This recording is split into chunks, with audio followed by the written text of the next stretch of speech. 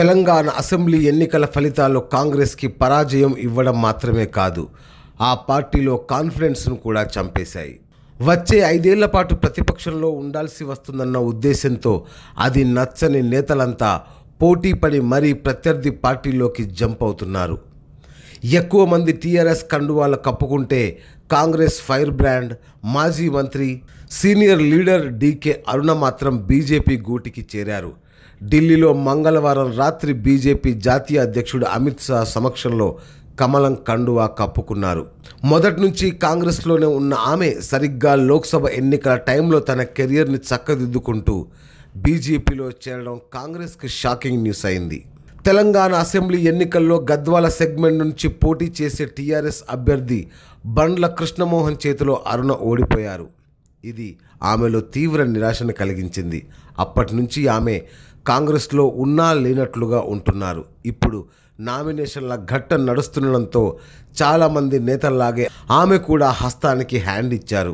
మహబూబ్ నగర్ లోక్సభ స్థానం నుంచి బీజేపీ అభ్యర్థిగా డీకే అరుణ బరిలోకి దిగుతారని తెలిసింది.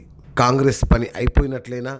డీకే అరుణ లాంటి సీనియర్ నేత కూడా పార్టీని వీడిపోవడంతో కాంగ్రెస్ శ్రేణుల్లో కాన్ఫిడెన్స్ లెవెల్స్ తగ్గిపోయాయి. ఇప్పటికే చాలామంది నేతలు వేరే పార్టీల్లోకి జంప్ అవ్వడంతో కాంగ్రెస్ కార్యాలయం దాదాపు ఖాళీ అయ్యింది. స్వయంగా సీనియర్లే వెళ్ళిపోతుండడంతో క్యాడర్ చెల్లాచెదరవుతోంది.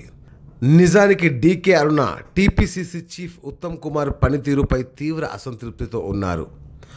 ఆ పోస్టును తనకు ఇవ్వాల్సిందిగా ఆమె కోరగా హైకమాండ్ పట్టించుకోలేదని తెలుస్తోంది. దీంతో హైకమాండ్ తీరుపై అసంతృప్తి వ్యక్తం చేసిన అరుణ తనేంటో నిరూపించుకోవాలని డిసైడ్ అయినట్లు తెలుస్తోంది. ఇందులో భాగంగానే ఆమె కమలం గూటికి వెళ్లారని, లోక్సభ ఎన్నికల్లో గెలవడం ద్వారా తన సత్తా చాటాలనుకుంటున్నారని సమాచారం. అరుణలాగే మరికొందరు సీనియర్లు కూడా బీజేపీ నేతలతో సంప్రదింపులు జరుపుతున్నారని తెలుస్తోంది. Great Telangana news, Hyderabad. నిరంతర న్యూస్ అప్డేట్ కోసం ఛానల్ ను సబ్స్క్రైబ్ చేయండి. పక్కనే ఉండే బెల్ సింబల్ ను క్లిక్ చేయడం మర్చిపోకండి. అప్డేట్స్ ని మిస్ అవ్వకండి. Thanks for watching. Please like, comment, share. Follow on Facebook, Google+, Twitter, Instagram.